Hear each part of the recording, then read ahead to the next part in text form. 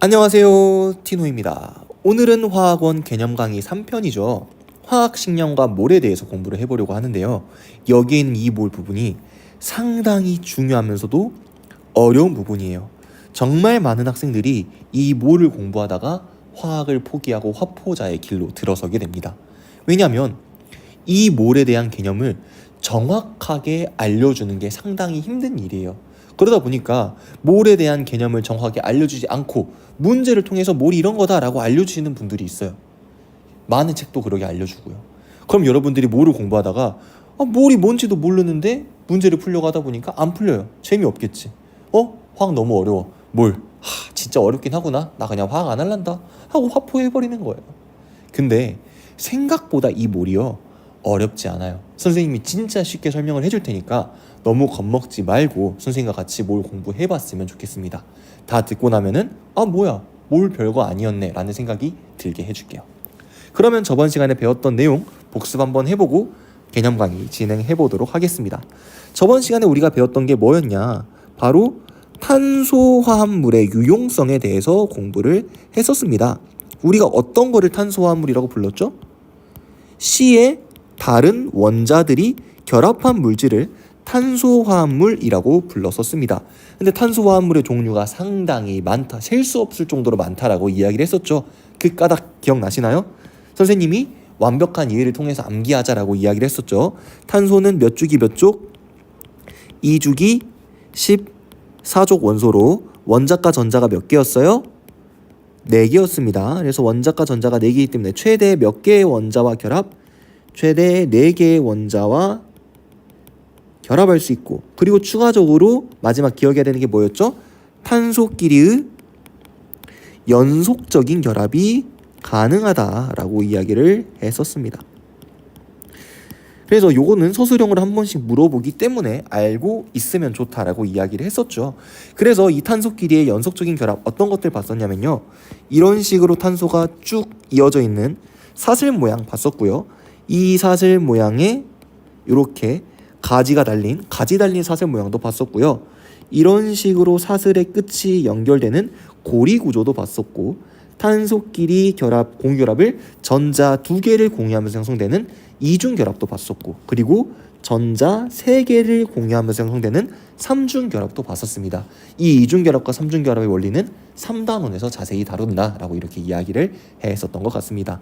그래서 이런 것들을 바탕으로 우리가 몇 가지 탄소화합물에 대해서 공부를 했었는데요. 자, 요거 기억나시죠? 선생님이 복습을 할 때에도 이걸 딱 이렇게 놓고 구조만 보고 누가 어떤인지, 그리고 얘네들의 화학식까지 다 쓸 수 있어야 된다고 했었습니다.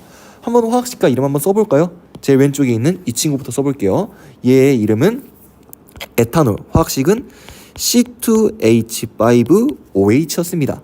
그 다음 오른쪽에 있는 요 친구의 이름은 폼알데하이드였죠. 화학식은 HCHO였습니다. 그 다음 여기에는 이 친구의 이름은 아세톤이죠.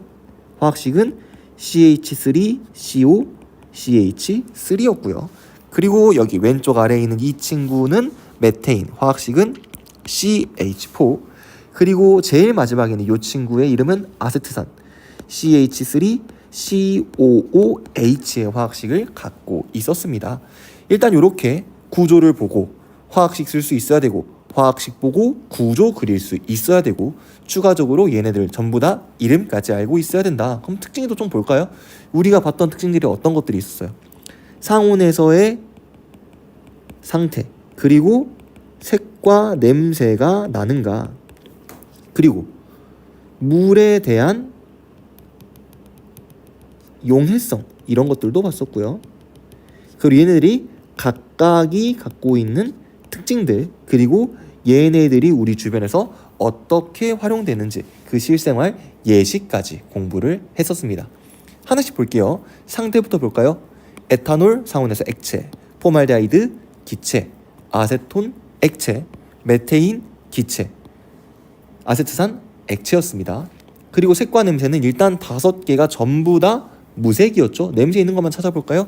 에탄올 술 냄새 납니다. 폼알데하이드 접착제 같은 자극적인 냄새 난다고 했었죠. 아세톤은 매니큐어 칠 제거제 냄새 나요. 그리고 메테인은 의외로 냄새가 나지 않는 물질이라고 했고요. 여기에는 아세트산은 식초 냄새, 그 시큼한 냄새가 납니다. 그 다음 물에 대한 용해성. 에탄올, 물과 잘 섞입니다. 폼알데하이드, 물에 잘 녹아요. 여기에는 아세톤, 물과 잘 섞이고요. 여기에 있는 메테인이 물에 잘 안 녹는다. 물에 대한 용해성이 매우 낮다라고 이야기를 했었습니다. 그리고 여기에 있는 아세트산은 물에 잘 녹았었죠. 물과 잘 섞였었죠. 그리고 얘네들 개별적인 특징 볼까요? 여기에 있는 에탄올, 누구 발효시켜서 얻었어요? 곡물이나 과일 발효시켜서 얻었고, 요즘 뭐 에텐 가지고 에탄올을 합성한다라고 이야기를 했었습니다. 그리고 얘는 살균 소독 작용을 할 수 있다라고 이야기했고요. 최근에는 연료로도 많이 사용한다라고도 이야기를 했었네요. 그 다음 여기는 뭐 폼알데하이드는 상당히 몸에 안 좋다, 자극적이다, 이런 이야기 했었고요. 그리고 여기에 있는 아세톤은 탄소화합물을 잘 녹이기 때문에 나중에 뭐 용매로도 이용할 수 있다, 같이 연결지어서 설명을 했었네요. 메테인 같은 경우에는 탄화수소였죠. 그래서 완전 연소하면은 물과 이산화탄소가 생성되고, 이 같은 경우에는 그 연소 과정에서 상당히 많은 양의 에너지가 나오기 때문에 연료로도 사용한다라고도 이야기를 했었습니다. 그리고 여기에 있는 아세트산도 녹는 점이 17도 부근이 있기 때문에 겨울철에 얼어 있어요. 그래서 빙초산이라는 별명이 있다고 했었죠. 마지막 예시 봅시다. 술의 주 원료기도 하고요. 그리고 요즘 코로나 시국, 이 시국에 소독용으로 많이 사용하고 있죠. 그리고 뭐 보건실 같은 데에서 상초 소독용으로 사용하기도 하고요. 이 같은 경우에는 뭐 가구, 플라스틱 접착제로 이용하고요. 얘는 용매, 매니큐어 칠 제거제로 이용을 하고 있고, 얘는 아까 말했던 대로 연료로 주로 이용합니다. LNG, CNG 주 성분이에요. LPG는 아니라고 했죠.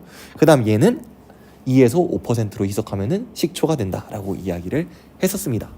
여기까지 하면 저번 시간에 배웠던 내용이 다 정리가 되네요. 그러면은 진짜 본격적으로 화학식량과 몰 한번 시작해 보도록 하겠습니다.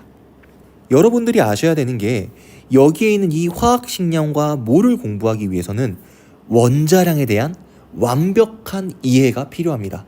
여기에서 첫 번째 스텝을 잘못 끼우기 시작하면 몰에 대한 모든 것들이 망가져요. 정말 중요한 부분입니다. 그래서 여기 선생님이 좀 상세하게 설명을 할 테니까 하나도 빠짐없이 완벽하게 이해하시길 바래요. 원자량이라는 게 어떤 개념이냐면요, 질량수가 12인 탄소 원자의 질량을 12로 정하고, 이를 기준으로 하여 나타나는 원자들의 상대적인 질량이라고 되어 있어요. 이에 대한 개념을 화학의 기초에 선생님이 잠깐 다뤘던 적이 있습니다. 정확한 설명은 화학원 개념 강의에서 하겠다라고 하고 대충 설명하고 넘어갔었는데요. 일단 여러분들이 여기에서 요 말을 체크하셔야 돼요. 이거 질량수가 12인, 여기에서 여러분들이 질량수가 뭐였더라? 이게 뭐든지 약간 좀 기억이 잘 안 나실 거예요. 그 다음 얘의 질량을 갑자기 뭘 12로 정하고 뭐 기준으로 상대적, 너무 어려운데? 이렇게 갈 수밖에 없어요. 근데 이것도 마찬가지로 한번 이해하면 절대로 어려운 개념이 아닙니다. 여러분들이 이 질량수라는 개념을 완벽하게 이해할 수 있게 선생님이 여기 원자의 구조를 좀 가지고 왔어요. 여기에 있는 얘가 원자입니다. 원자를 자세히 들여다보면요, 중심에 있는 원자 핵과 그 주변을 돌고 있는 전자, 그리고 원자핵을 자세히 들여다보면은 플러스 전하를 띠고 있는 양성자, 그리고 전하를 띠지 않는 중성자로 이루어져 있다는 것을 알 수 있죠. 이건 우리가 중학교 2학년 때, 그리고 통합과학 때도 배우는 내용입니다. 즉 원자를 보면 크게 원자핵과 전자로 이루어져 있는 걸 알 수 있고, 원자핵은 다시 양성자와 중성자로 이루어져 있습니다 라고 이야기를 할 수 있는 거예요. 얘네들의 설명을 잠깐만 보고 가면요, 원자핵은 플러스 전하를 띱니다. 왜요? 플러스하고 전하를 띠지 않는 입자로 이루어져 있기 때문에. 그리고 원자의 중심에 있고 원자 질량의 대부분을 차지하고 있는 입자입니다. 전자 같은 경우에는 마이너스 전하를 띠고 있고요, 원자핵 주변을 돌고 있죠. 그리고 양성자는 플러스 전하를 띠고 중성자는 전하를 띠지 않습니다. 근데 우리가 왜 갑자기 이 질량수 공부하려고 이런 짓거리를 하고 있느냐, 이 질량수가 여기에 있는 이 입자들의 숫자와 관련이 있기 때문이에요. 양성자, 중성자, 전자가 모여서 원자가 구성됩니다. 조금 더 자세하게 이야기를 하자면요, 양성자와 중성자가 모여서 원자핵이 만들어지고요, 원자핵과 전자가 모여서 원자가 만들어져요. 근데 이때 만약에 여기에는 이 전자의 질량을 1이라고 이야기를 하면요, 그때 여기에 있는 양성자하고 중성자의 질량은 약 1837 정도 된다고 합니다. 대략적으로 거의 2000배 가까이의 질량 차이가 납니다. 아이고 이거 2000배 가까이? 이거 좀 이런 실수를 했네요. 거의 2000배 가까이의 질량 차이가 납니다. 이게 무슨 말이냐면 양성자나 중성자에 비해서 전자는 너무나 가벼운 입자라는 거죠. 즉 원자의 질량을 이야기를 할 때 양성자, 중성자, 전자 모두 질량을 가지고 있지만 양성자랑 중성자의 질량이 너무나 무겁다 보니까 원자의 질량을 이야기를 할 때에는 양성자랑 중성자의 질량만 고려하는 경우가 많아요. 왜? 전자의 질량이 너무 작기 때문입니다. 물론 우리가 원자의 정확한 질량을 측정하기 위해서는 전자까지 고려를 해줘야 돼요. 근데 여러분들 다이어트 한다고 열심히 운동했어요. 몸무게 잴 때 안경 벗고 재나요? 안경 쓰고 재죠. 왜요? 안경은 쓰나 벗으나 내 몸무게에 큰 차이가 없기 때문이에요. 그런 친구가 전자입니다. 정말 미세하게 원자의 질량을 정확하게 측정하고 싶다면 이 전자의 질량까지 고려를 해야 되지만 대충 원자가 얼만큼 무거운지를 볼 때에는 전자를 볼 필요 없이 양성자와 중성자의 개수만 확인해 주면 된다라는 거죠. 양성자랑 중성자는요 질량이 거의 비슷합니다. 그래서 우리는 이 질량수를 어떤 식으로 정의하냐면 양성자와 중성자의 개수의 합으로 정의를 합니다. 왜냐하면 이 질량수의 의미가 뭐냐면요 질량을 결정하는 입자의 수 이런 의미예요. 그럼 아까 말했던 것처럼 이 원자에서 질량을 결정하는 얘들은 누구였어요? 무거운 양성자랑 중성자였습니다. 그럼 우리가 얘네들의 질량을 대충 결정하려면 얘네들의 개수만 봐주면 된다라는 거예요. 그리고 아까 이야기했다시피 양성자와 중성자는 질량이 거의 차이가 없어요. 단순히 얘네들의 개수만 세면 그게 질량을 대변할 수 있는 값이 될 수 있다는 겁니다. 그걸 우리는 뭐라고 부르겠다? 여기 나와 있는 질량수라고 부르겠다. 그래서 질량수를요 쉽게 표현하면은 얘는 그냥 양성자 수와 중성자 수의 합입니다. 어렵지 않죠? 이거를 조금 다른 표현으로도 한번 정리를 해볼게요. 자, 아까 봤던 것처럼 원자는 우리가 두 개의 입자로 추릴 수 있었죠. 바로 원자핵과 전자였고요. 원자핵은 다시 양성자와 중성자로 쪼갤 수 있었습니다. 그리고 이때 약간 키포인트로 알고 가면 좋은 게 이 양성자가 뭐를 결정한다? 원자 번호를 결정한다. 요거는 그냥 알고 가면 됩니다. 우리가 이미 화학의 기초를 들었다면 여러분들이 잘 알고 계시겠지만 복습 차원에서 한번 넣어봤어요. 자, 양성자의 개수가 뭘 결정한다? 원자 번호를 결정한다. 그리고 아까 질량수를 결정하는 건 누구였죠? 양성자랑 중성자였습니다. 왜요? 얘네들이 원자 질량의 대부분을 차지하고 있기 때문이었죠. 그래서 질량수는 우리가 어디다가 표현을 하냐? 원소 기호의 왼쪽 위에다가 표현을 합니다. 약속이에요. 원소 기호가 있으면 원소 기호의 왼쪽 아래에는 원자 번호, 즉 양성자 숫자를 표시를 하고요. 원소 기호의 왼쪽 위에는 질량수를 표현을 합니다. 그리고 질량수는 아까 이야기했던 것처럼 양성자 수와 중성자 수의 합으로 나타낼 수 있죠. 그리고 여기에서 좀 더 추가적으로 이야기를 하자면 보통 원소 기호의 오른쪽 아래 써져 있는 숫자는 결합한 원자의 개수를 나타내고요. 오른쪽 위에는 우리가 이온의 전하량을 표현을 합니다. 그래서 이 네 방향에 쓰이는 숫자가 어떤 의미를 갖고 있는지도 같이 알고 가면 좋을 것 같아요. 그러면 질량수에 대한 개념을 완벽하게 이해를 했으니까 다시 한번 원자량의 정의를 봐보도록 할게요. 그리고 여기 이거 예시인데요. 나트륨이 이렇게 있는데 11에 23 이렇게 써져 있다는 이야기는 나트륨은 원자보다 몇 번이다? 11번이다. 양성자가 몇 개다? 11개다 라는 거죠. 그리고 지금 보면은 질량수가 몇이에요? 23이죠. 질량수가 23이라는 건 양성자 수와 중성자 수를 더했을 때 몇이 나와야 된다? 23이 나와야 된다. 근데 지금 양성자 수가 몇 개예요? 11개죠. 그럼 질량수가 23이 나오기 위해서는 중성자 수가 몇 개면 된다? 12개면 된다. 아, 이렇게 생긴 나트륨 원자는 중성자가 12개가 있구나. 이런 식으로도 알 수 있는 겁니다. 그래서 요 질량수하고 원자 번호 갖고 있는 의미 꼭 아셔야 됩니다. 그럼 진짜 다시 원자량의 정의로 돌아와 보도록 할게요. 질량수가 12인 탄소 원자의 질량을 12로 정하고 라고 했는데 일단 여기까지 한번 끊어서 볼까요? 질량수가 12인 탄소 원자 여기까지 끊어서 보도록 할게요. 질량수가 12인 탄소 원자를 우리가 원소 기호로 표현한다면 어떤 식으로 쓸 수 있냐면 일단 탄소니까 C 써주시고 탄소 원자 번호 몇 번이에요? 6번이에요. 다 외우고 오셨죠? 1번부터 20번은 선생님이 원자 번호, 주기와 족 싹 다 외워야 된다고 화학의 기초에서 이야기를 했었습니다. 탄소 원자 번호 몇 번이에요? 6번입니다. 그리고 지금 여기에서 질량수 몇 자리라 그랬어요? 12자리라 그랬죠? 그럼 여기 위에다가 12 이렇게도 같이 써줍시다. 그럼 여기에서 느낌적으로 바로 알 수 있습니다. 원자 번호 6번인데 질량수가 12다? 아, 중성자 수가 6개 있구나. 바로 알 수 있겠죠? 근데 얘의 질량을 왜 자꾸 이 네모가 이런 데 있는지 이게 좀 어플이 안 좋아가지고 지금 선생님 이 네모는 여기에 치고 싶었어요. 12에다가 이렇게 치고 싶었습니다.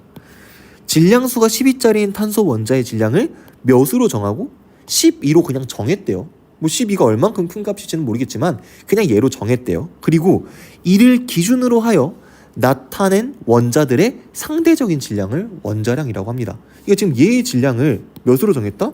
얘의 질량은 그냥 12.00, 12로 정했대요. 그리고 얘를 기준 잡아서 다른 원자들의 상대적인 질량을 매겼다고 합니다. 지금 이 말이 잘 이해가 안 될 거예요. 그래서 선생님이 예시를 가져왔습니다. 자, 여기 4개의 공이 있는데요. 이 4개의 공의 질량은 전부 다 다릅니다. 1번 공의 질량은 252g, 2번 공은 15.75g, 3번 공은 378g, 4번 공은 189g이에요. 우리가 이렇게 실제 질량이 주어져 있는 경우에는 공의 질량 중에 누가 무겁고 누가 가벼운지 바로바로 이야기를 할 수 있습니다. 지금 몇 번 공이 가장 무겁나요?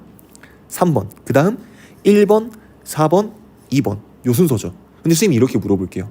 1번 공은 2번 공보다 몇 배 더 무겁나요? 이렇게 물어봤을 때 여러분들 대답할 수 있나요? 정말 암산 능력이 뛰어난 친구들은 대답을 할 수 있겠지만 대부분의 친구들은 대답을 못해요. 이거 몇 배 차이야? 선생님 이거 정수는 맞아요? 막 이렇게 물어보겠죠. 2번과 3번은 몇 배 차이 날까요? 2번과 4번은 몇 배 차이 날까요? 이렇게 나와 있는 경우에는 비교가 잘 안 됩니다. 근데요, 여기에 있는 이 그램 값을요, 선생님이 마음대로 다른 숫자로 바꿀 거예요. 그냥 뭐라고 하는 거냐면 앞으로는 252g만큼 있을 때를 그냥 질량이 16만큼 있습니다. 이렇게 표현하기로 나 혼자 약속을 한 겁니다.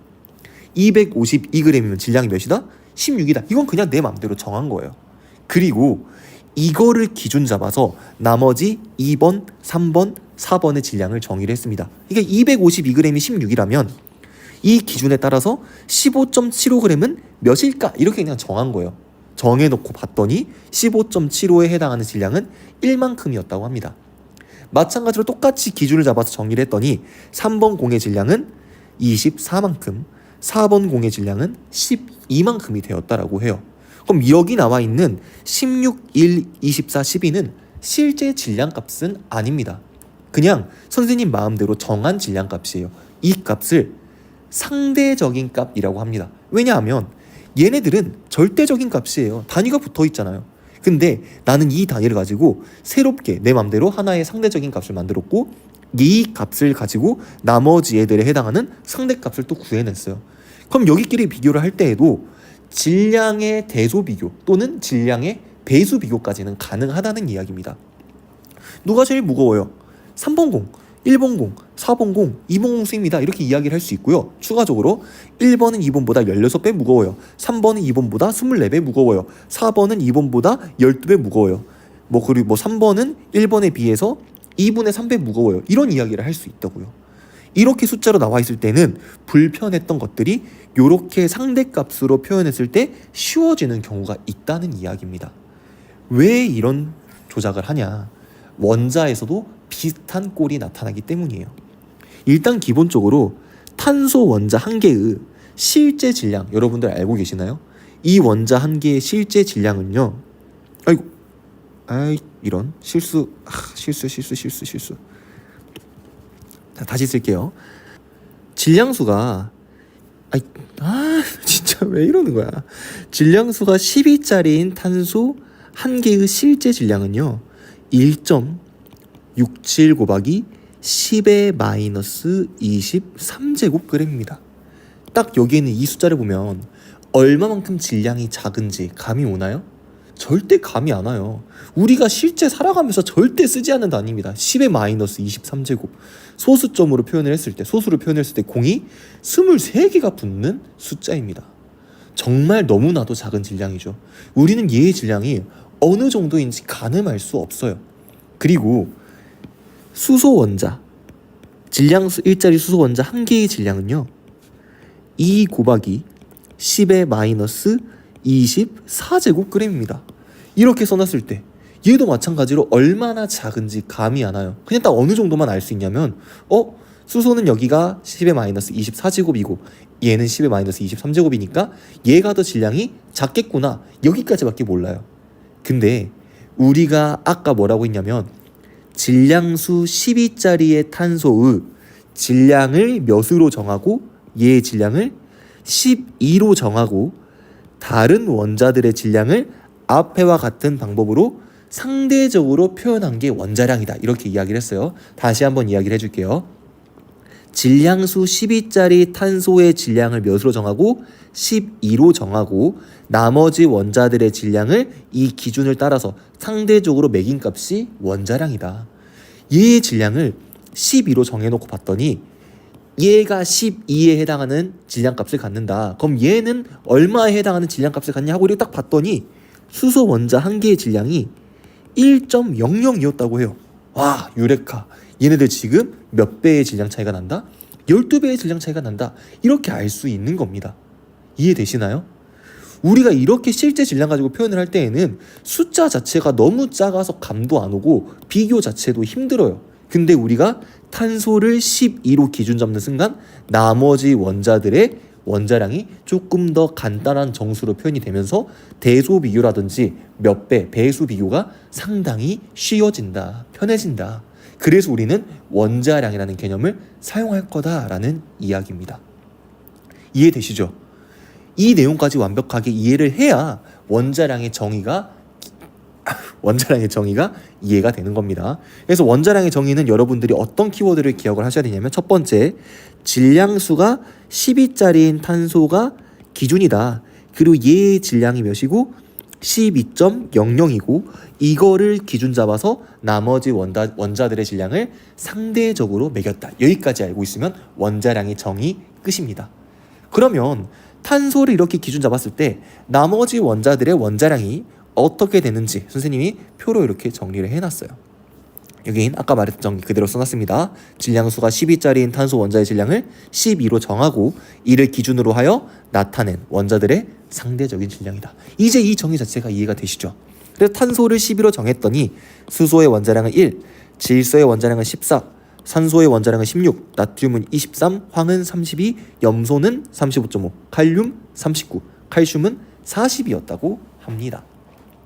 근데 여기에서 여러분들이 나중에 이 단원에서 뭘 배우냐면요, 평균 원자량이라는 거를 배워요. 지금 여러분들이 보고 있는 이 숫자가 평균 원자량이거든요. 평균 원자량이라는 건 뭐냐, 이거 간단하게만 설명하고 이 단원 다시 이야기를 해줄게요. 지금 여기에 염소의 원자량이 35.5라고 되어 있잖아요. 근데 실제로 35.5의 원자량을 갖는 염소는 없습니다. 우리 주변에서 볼 수 있는 염소의 종류는 두 가지예요. 첫 번째는 질량수가 35짜리인 염소가 있고요. 두 번째는 질량수가 37짜리인 염소가 있습니다. 이 두 개의 염소가 지구상에 존재를 해요. 근데 얘네들의 존재 비율이 3대 1입니다. 그러니까 전체 염소 양을 100%로 잡으면은 35짜리 염소가 75%, 37짜리 염소가 25%만큼 존재를 하고 있는 거예요. 그럼 이런 경우에는 염소의 원자량을 35라고 하는 게 맞는가? 37이라고 하는 게 맞는가? 아니 뭐 얘네들의 절반이 36이라고 하는 게 맞는가? 애매하죠. 그거를 가지고 우리가 새롭게 만들어낸 정의가 평균 원자량입니다. 이 원소를 구성하고 있는 원자들의 원자량과 존재하는 비율까지 고려해가지고 수학적으로 계산한 값이 평균 원자량이에요. 어렵진 않습니다. 근데 우리가 이거는 2단원에 있는 교과 과정이기 때문에 여기에서 다루지는 않고요. 그냥 여기에 나와 있는 이 35.5라는 숫자가 염소 원자 한 개가 35.5라는 게 아니라 35짜리랑 37자리가 3대1의 비율로 존재하는 것을 평균적으로 나타낸 원자량이다. 이렇게 받아들이시라고 제가 지금 이야기를 하는 겁니다. 그리고 여기 나와 있는 원자량을요, 우린 좀 외워야 돼요. 뭐 여기 있는 걸 다 외울 필요는 없지만 수소의 원자량, 탄소, 질소, 산소, 뭐 염소 이 정도는 외우고 있으면 좋습니다. 물론 얘네들의 원자량을요, 문제에서 다 알려줍니다. 문제 말이 막 써져 있고 문제 마지막에 뭐라고 나와 있냐면 수소의 원자량은 1, 탄소의 원자량은 12, 산소의 원자량은 16 막 이렇게 써져 있는데요. 그걸 우리가 읽을 시간에 차라리 이거 외워가지고 수소는 1, 탄소는 12, 질소는 14 이렇게 계산을 하자는 겁니다. 이게 문제 풀 때 진짜 시간 절약이 많이 되고요. 솔직히 말하면 선생님이 외우지 말라고 해도 여러분들이 좀만 선생님 수업 듣다 보면은 자연스럽게 외워지게 됩니다. 근데 또 의식적으로 외우면 더 빨리 외울 수 있으니까. 그리고 원자량을 정의하는 공식이 하나 있습니다. 이제 정의하는 공식이라기보다는 원자량을 알아낼 수 있는 한 가지 편법 같은 건데요. 뭘 가지고 알아내는 거냐면 원자 번호를 가지고 알아내는 방법입니다. 원자 번호가 짝수일 때와 원자 번호가 홀수일 때 사용하는 방법이에요. 자, 우리가 원자 번호가 몇 번인지 모르니까 우리가 볼 원자 번호의 숫자를 그냥 기호로 n이라고 쓰도록 하겠습니다. 그러니까 n번째 원자 이렇게 생각하면 될 것 같아요. 근데 그 n번째가 짝수인 경우에는요, 대체적으로 원자량이 2n꼴로 나타납니다. 그 원자 번호가 홀수인 경우에는 2n 플러스 1꼴로 나타나요. 근데 여기에서 예외가 있습니다. 홀수에서 수소와 질소는 예외입니다. 이걸 우리가 언제 쓰냐면요, 1번부터 20번 원소에다가 많이 사용을 합니다. 그러니까 나머지는 어차피 우리가 시험에도 나오지 않고 적용도 안 돼요. 이거는 어디에다가 쓰는 거다? 1번부터 20번 원소에다가 쓰는 거다. 근데 누군 안 돼? 수소하고 질소는 안 됩니다. 그럼 수소, 질소 빼놓고 나머지 애들은 되는지 한번 볼게요. 탄소 원자번호 6번이죠. 짝수네요? 그럼 그 원자번호 2배 하면은 그게 원자량 됩니다. 12. 맞죠? 수소, 질소는 예외니까 안 할게요. 산소 원자번호 8번이죠. 짝수네? 2배 하면은 원자량. 맞죠? 나트륨 원자번호 몇 번이에요? 11번입니다. 홀수죠. 그럼 2n 플러스 1, 11의 2배, 22에다 1 더하면 23. 황 16번이죠. 그러면은 짝수 16의 2배, 32. 염소는 아까 말했죠. 여기 나와 있는 원자량이 평균 원자량이기 때문에 이 공식을 사용할 수 없습니다. 칼륨 원자번호 19번이죠. 홀수 여기로 들어가겠네요. 19 곱하기 2, 38에 1 더하면 39. 칼슘 20번이죠. 20번 2배 하면 40. 이런 식으로 원자량을 대략적으로 계산할 수 있는 식이 있는데 예외도 많고 얘네들을 굳이 다 외울 필요는 없어서 보통 안 알려주거든요. 선생님 말만 해줄게요. 근데 이걸 너무 맹신하지 마세요. 이게 다 맞는 건 아닙니다. 예외도 분명히 존재를 해요. 그리고 모든 원자량을 다 외울 필요는 없다. 우리가 외울 건 수소, 탄소, 질소, 산소, 뭐 염소 정도 외워두면 좋습니다. 그럼 여기까지 이제 원자량의 정의를 끝내고요. 원자량만 알면 정말 쉽게 알 수 있는 분자량과 화학식량의 정의까지 보도록 할게요. 분자량은 뭐냐면 분자를 구성하는 모든 원자들의 원자량을 합한 거고요. 화학식량은 물질의 화학식을 이루는 각 원자들의 원자량을 합한 값이라고 합니다. 근데 이렇게만 써놓으면 또 정의 자체가 어려워 보일 수 있는데 예시를 보면 전혀 어렵지 않아요. 여기에 7개의 화학식이 나와 있습니다. 그럼 여기에서 화학식량부터 볼게요. 화학식을 이루는 원자들의 원자량을 합치면 화학식량이 된대요. 자, 물 나와 있죠. 수소 2개, 산소 하나입니다. 수소는 원자량이 1이었고요. 산소는 16이었어요. 개수까지 고려해서 더해볼까요? 1짜리 2개, 16짜리 하나. 아, 그러면은 얘의 이게 진짜 좀 이 어플이 불편해요. 근데 PPT에 애니메이션까지 쓰려면 이것밖에 방법이 없더라고요. 좀 여러분들이 이런 거는 좀 이해를 해주세요. 자, 물의 화학식량 써볼까요? 18입니다. 1짜리 2개, 16짜리 하나니까요. NaCl 아까 Na 23이었죠? Cl은 35.5입니다. 그럼 23에 35.5 더하면은 58.5가 되겠네요. 그 다음 CaCO3 칼슘 40, 얘가 12, 얘가 16입니다. 싹 다 계산을 해보면요, 얘의 화학식량은 100이 나와요. 자, 여러분들 잠깐 영상 멈춰놓고 여기 4개는 한번 여러분들이 계산을 해보세요. 선생님이 원자량은 알려줄게요. 질소 14, 수소 1, 탄소 12, 수소 1, 탄소 12, 산소 16, 나트륨 23, 산소 16, 수소 1입니다. 한번 멈춰놓고 계산해보세요. 선생님 바로 쓸게요. 자, 암모니아의 화학식량은 17, 메테인은 16, 이산화탄소는 44, 그리고 수산화 나트륨은 40의 화학식량을 가집니다. 우그래 이런 식으로 화학식으로 주어져 있는 경우에는 화학식량을 원자량을 싹 다 더해서 표현을 해줄 수가 있어요. 근데 선생님이 왜 분자량을 먼저 이야기하지 않고 화학식량을 이야기를 했냐면 분자량은요 분자에만 쓸 수 있어요. 혹시 여러분들 여기 이렇게 7개의 물질이 있을 때 누가 분자인지 구분할 수 있어요? 이거 분자인 거 구분하는 방법은요 3단원에서 자세하게 배웁니다. 통합과학 때 물론 배웠긴 하지만 솔직히 그거 가지고 하긴 좀 힘들어요. 여기 있는 물질 중에서 공유결합 물질이 분자입니다. 그리고 또 모든 공유결합 물질이 분자인 것도 아니에요. 그러니까 이거 3단원을 가야 정확하게 분자의 구분이 가능해지는 건데 그런 것도 안 알려주고 분자를 하다 보니까 얘네들이 친구들이 여러분들이 분자가 아닌 물질에다가 자꾸 분자량이라는 표현을 써요. 그리고 서술형에서 감점을 당합니다. 선생님이 생각했을 때 정말 안타까운 일이에요. 왜 안타깝냐? 화학식량이라는 말을 쓰면 되거든요. 분자든 분자가 아니든 일단 기본적으로 화학식으로 표현이 되죠. 그러면 분자량이라는 표현 안 쓰고 화학식량이라고 쓰면 다 맞아요. 근데 굳이 여기에 나와 있는 이 이온결합 물질을 보고 탄산, 칼슘의 분자량을 해가지고 감점 당한다니까요. 왜 그런 바보 같은 실수를 합니까? 그냥 서술형 쓸 땐 다 뭐라고 쓰면 돼요? 화학식량으로 쓰면 되는데 여러분들이 똑똑해. 얘 공유결합 물질, 얘 이온결합, 얘 이온결합, 얘 공유결합, 얘 공유결합, 공유결합, 이온결합. 분자는 물, 암모니아, 메테인, 이산화탄소. 난 분자 알아. 그럼 얘네들에다가 분자량이라는 표현 쓰시고요. 얘네 세 개에다는 화학식량이라는 표현을 쓰셔도 돼요. 근데 굳이 실수할 수 있으니까 그런 식으로 하지 마시고 어떻게 해라? 그냥 서술형 쓸 때는 다 화학식량으로 표현을 해라. 분자를 구분하는 정확한 방법은 언제 배운다? 3단원에서 배운다. 여기까지 하면은 원자량, 분자량, 화학식량에 관련된 상대적인 질량을 모두 공부를 했습니다. 혹시 여기까지 내용 중에서 이해 안 되는 게 있나요? 안 되는 게 있으면 댓글 달아주세요. 선생님이 정말 상세하게 설명을 해줍니다. 선생님이 약간 장문충이에요. 그냥 원자량을 왜 상대적으로 표현하나요? 단위는 왜 없나요? 이런 거 질문하면 선생님 한 10줄 장문 댓글 달아주니까요. 좀 가성비가 좋아요. 댓글만 달았더니 막 다 일일이 답글 다 해주고 다 하트 눌러주고 다 합니다.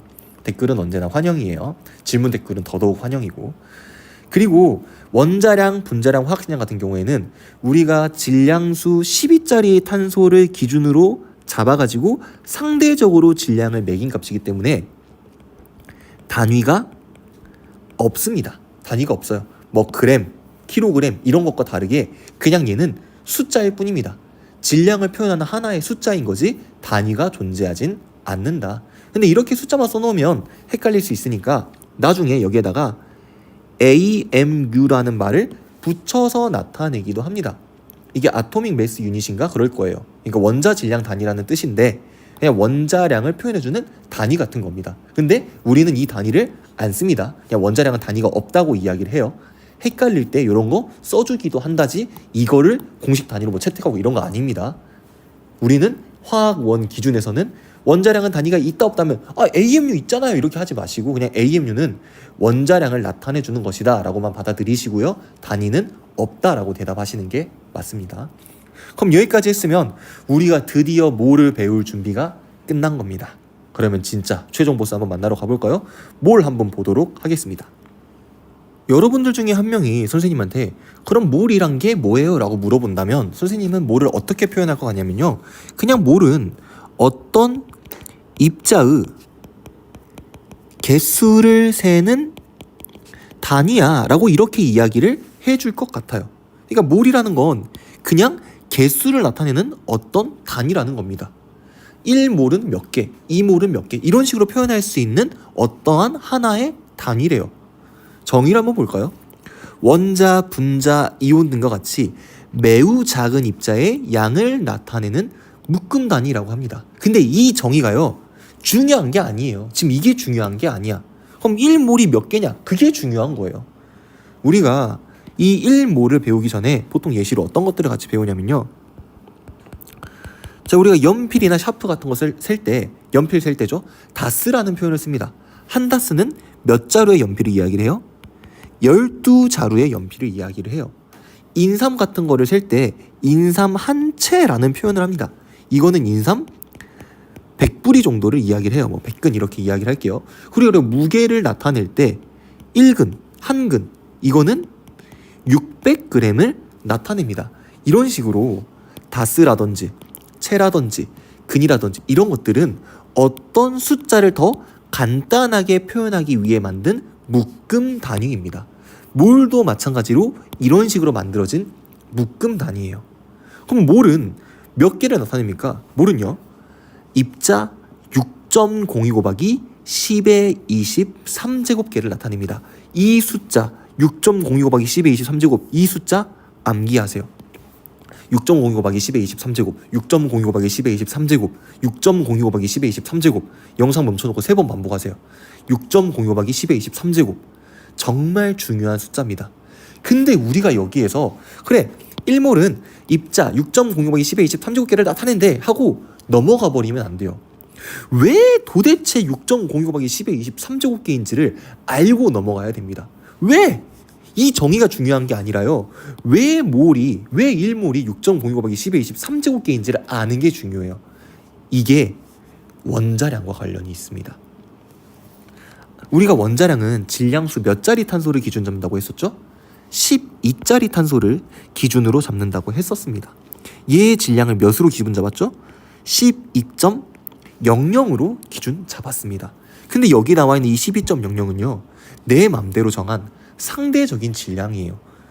얘는 탄소 원자가 얼만큼 무거운지를 표현해주지 못해요. 비교할 수 있는 그냥 하나의 숫자일 뿐이에요. 아까 얘 한 개의 질량이 뭐 1.67 곱하기 10의 마이너스 23제곱그램 이라고 했지만 그거를 대변해 줄 수 있는 하나의 숫자일 뿐이지 얘 자체가 탄소 원자가 실제 얼만큼의 질량을 갖고 있는지를 나타내 주지는 못한다고요. 그래서 과학자들이 어떤 생각을 했냐면, 그러면 질량수가 10인 탄소가 12.00g 존재하려면 이때 탄소 원자가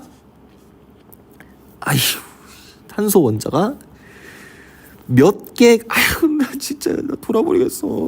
진짜 이게 왜 그러냐면요, 선생님이 지금 이거를 이렇게 쓸 때에는 애플 펜슬을 써요. 이게 지금 아이패드로 찍고 있는 건데, 근데 이거를 손으로 닿는 순간 막 이게 막 애니메이션도 넘어갔다가 막 이게 막 창이 내려갔다가 아주 그냥 별 쇼를 합니다. 그래서 선생님이 최대한 손을 닿지 않고 글씨를 쓰다 보니까 막 글씨가 막 봐봐요. 개판이죠. 원래 선생님의 글씨가 이 정도로 개판은 아니에요. 잘 쓰는 건 아닌데, 진짜 이게 쓰고 있기는 한데 좀 불편하긴 한데 이거보다 더 좋은 걸 찾을 수가 없어가지고 이게 좀 이런 불편사항이 접수되면 좀 바꿔주겠죠. 어플을 좀 더 업그레이드 해주겠죠. 근데 지금 그게 중요한 게 아니야. 좀 샜네요. 질량수 12자리인 탄소가 12g 존재하기 위해서 탄소 원자가 몇 개가 필요했나요를 과학자들이 찾아본 거예요. 근데 그때의 개수가 몇 개였다? 6.02 곱하기 10의 23제곱개였다는 겁니다. 즉 질량수가 12자리인 어떤 탄소 원자가 있다면 이 탄소 원자가 6.0 곱하기 10의 23제곱개가 있을 때 이 원자량 값에 그램을 붙인 만큼의 질량이 존재하게 된다라는 거를 알아내게 돼요. 같은 말입니다.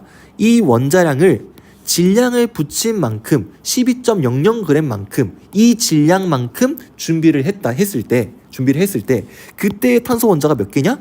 6.0 곱하기 10의 23제곱개라는 거죠. 또는 질량수 12자리인 탄소를 6.02 곱하기 10의 23제곱개를 준비를 한다면 그 원자량에 질량을 붙인 만큼 존재를 하게 된다라는 겁니다. 이런 이야기 똑같이 할 수 있어요. 아까 수소의 원자량 몇이었죠? 1이었어요.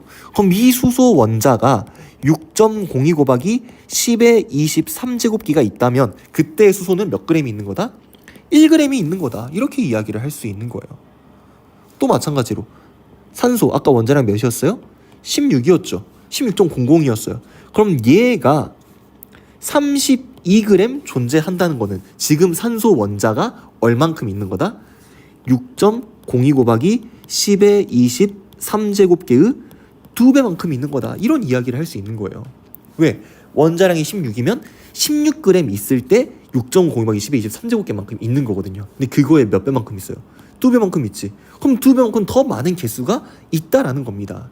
이래서 여기 나와 있는 이 6.0 곱하기 10의 20, 왜 말을 못해. 6.0 곱하기 10의 23제곱기라는 말이 중요한 거예요. 제가 이게 말실수를 안 해야 되는데, 이게 말실수를 안 하려고 의식을 하면 말이 느려져요. 그럼 수업이 재미가 없어. 선생님의 텐션에 맞추려면 이 정도 말 속도는 해야 돼.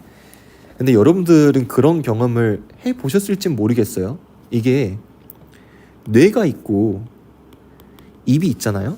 그러면은 보통 입으로 말을 하려면 내가 뇌에서 생각한 말을 요렇게 이제 입으로 뱉는 거잖아요. 근데 이 입이 너무 빨리 말하다 보면은 뇌에서 다음 말을 제대로 전달을 못하는 경우가 생겨요. 아니면 전달하는데 여기에서 막 오류가 생겨. 이런 경우로 진짜 말실수가 많이 나오거든요. 그러니까 어떤 걸 예로 해볼까요? 어떤 게 좀 예일까? 이런 걸 지금 제가 왜 예를 찾고 있는지도 모르겠는데, 약간 이런 거예요.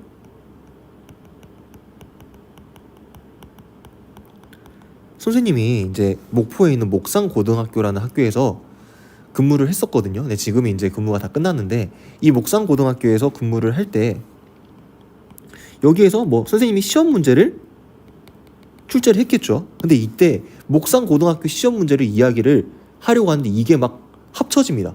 막 목험제 막 이렇게 막 합쳐져요. 그러니까 막 목상고 험문제 막 약간 이런 식으로 말이 합쳐집니다. 그러니까 이 중간 말이 막 다 사라져 버리는 그런 경우가 있어요.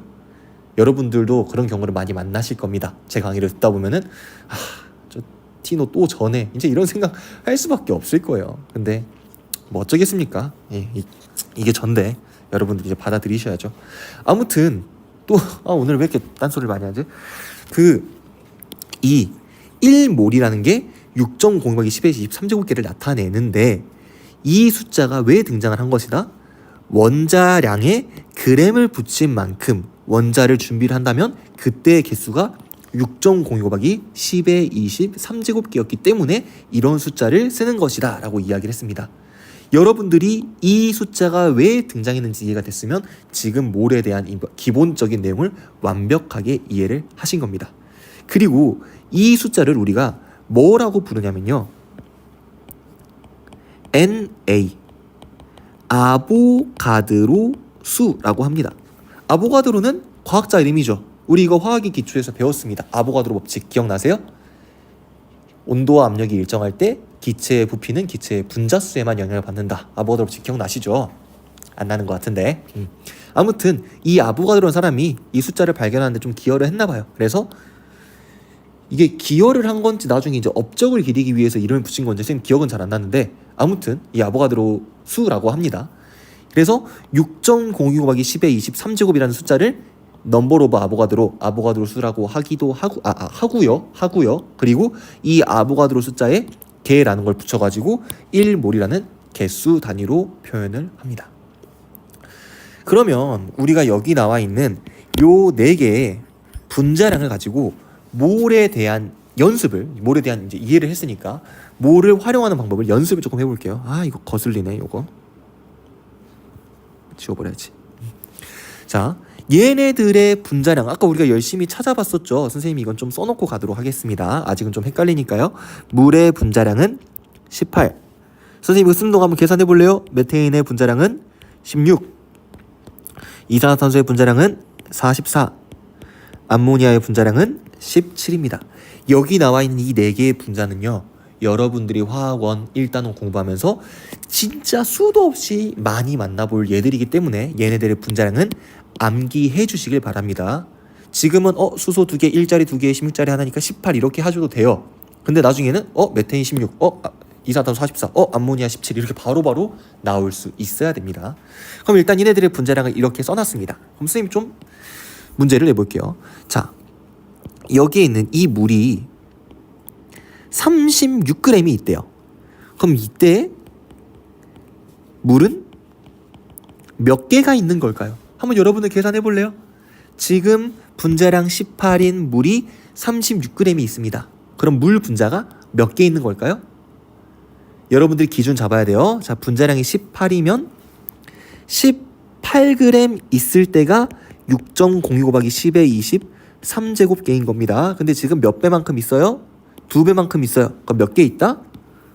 2 곱하기 6.02 곱하기 10의 20 3제곱개만큼 있다. 이런 식으로 써주시면 돼요. 만약 선생님 저 이거 좀 불편한데요, 저 이거 계산해가지고 쓸래요 라고 하면 어떤 식으로 써야 되냐면 12.04 곱하기 10의 20 3제곱개 이렇게 쓰는 게 아니라 이 표현보다 1.204 곱하기 10의 20 4제곱개 요렇게 쓰는 게 조금 더 올바른 표현이에요.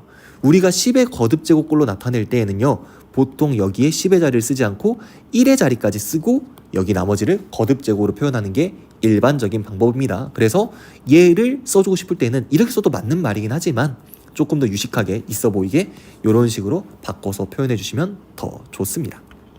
그리고 개수라고 물어보지 않고 만약 이렇게 물어봤어요. 그럼 이때 이 36g에 해당하는 H2O는 몇 몰이야? 이렇게 물어봤어요. 그럼 뭐라고 하면 돼? 18g 있을 때가 1몰이니까 36g 있을 때는 몇 몰이다? 2몰이다. 이렇게 이야기를 해주면 돼요. 이해되시죠? 어렵지 않습니다. 이번에는 메테인을 가지고 한번 해볼게요. 자, 메테인이 0.5몰이 있습니다. 그럼 이때 메테인은 몇 그램 있는 걸까요? 자, 항상 기준은 1몰 잡아 생각합니다. 자, 메테인의 분자량이 16이에요. 그러면은 1몰 있을 때 몇 그램이에요? 16g이죠. 그럼 0.5몰 있을 때는 절반이니까 몇 그램이다? 8g이다. 이렇게 가시면 됩니다. 이 계산을 기준을 머릿속으로 잡고 암산을 해주시면 돼요. 똑같이 하는 겁니다. 자, 이번에는 메테인이요, 3몰이 있대요. 그럼 몇 그램 있는 거야? 바로 되죠. 1몰에 16g, 3몰? 3배겠네. 48g. 이런 계산만 잘하면은 1단원은 쉽습니다. 는 아니고요. 어려워요. 이런 계산을 잘해도 어려운데 이런 계산을 잘하면 2점짜리 문제, 좀 쉬운 문제는 쉽게 풀 수 있습니다. 연습 좀 더 해볼게요. 여긴 진짜 중요하니까요. 자, 이번에는 이산화탄소 가지고 해볼게요. 얘 아까 화학식량 44였습니다. 자, 이산화탄소가 44g이 있었대요. 그럼 여기에 산소 원자는 몇 개가 있을까요? 이렇게 물어봤다고 합니다. 자, 이건 좀 난이도가 올라갔어요. 한번 여러분들 영상 멈춰놓고 생각을 한번 해보세요. 그리고 여러분들이 찾아낸 답이 선생님과 맞는지 한번 비교를 해보도록 하겠습니다.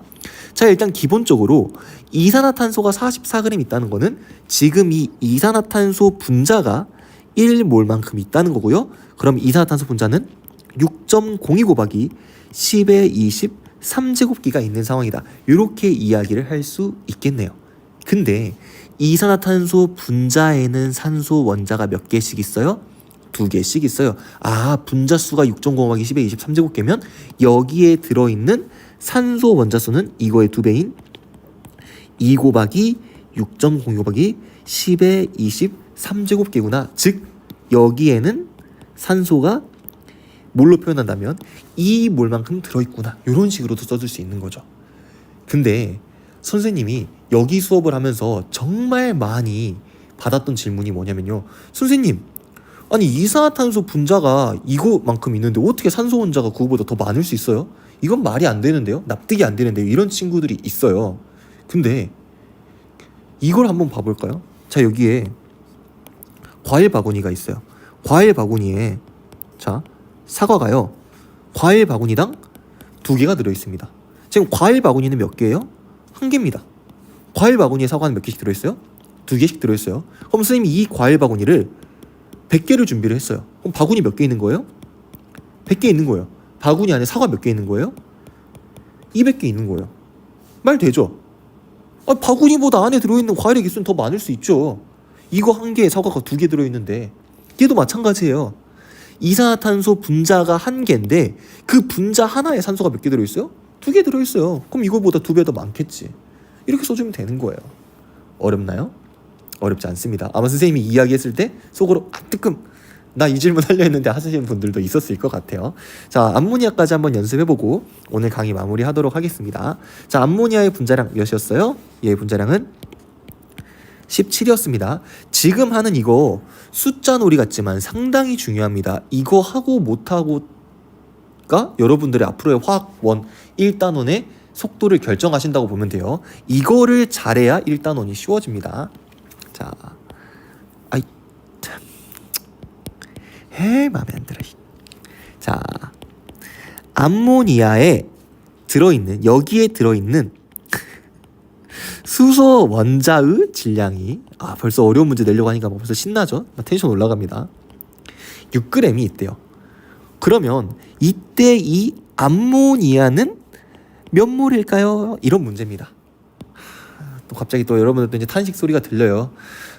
티노 진짜 쉬운 거 알려준다 갑자기 또 어려운 거 물어보네 라고 할 수 있겠지만 여러분들 영상 멈춰놓고 풀려고 노력을 해보세요. 풀릴 겁니다.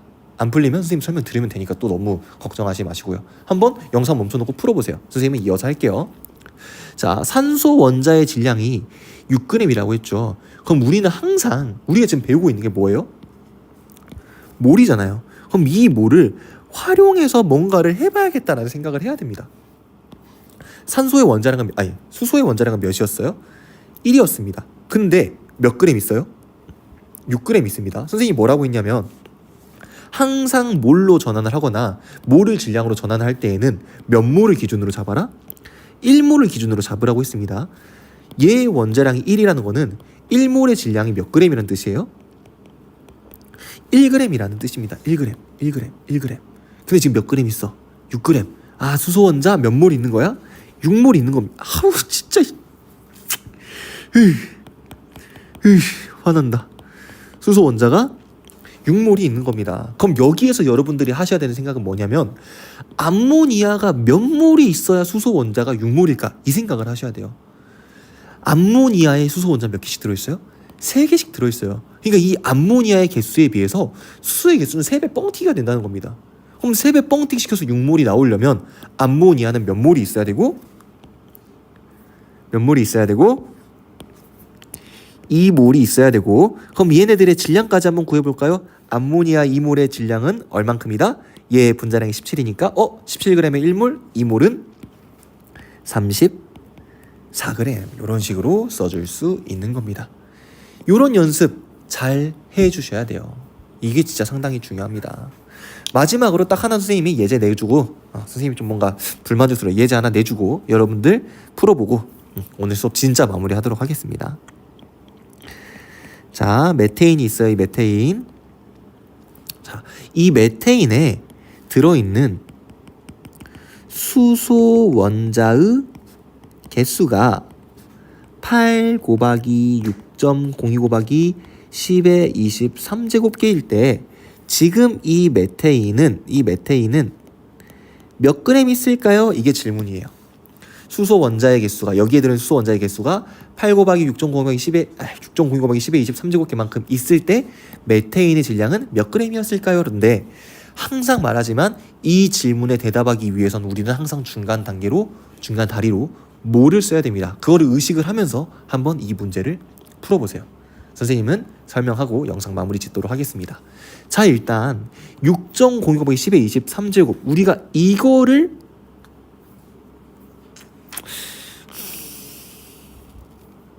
이제 여러분들도 좀 질리죠. 선생님이 계속 일부러 실수하는 것 같지?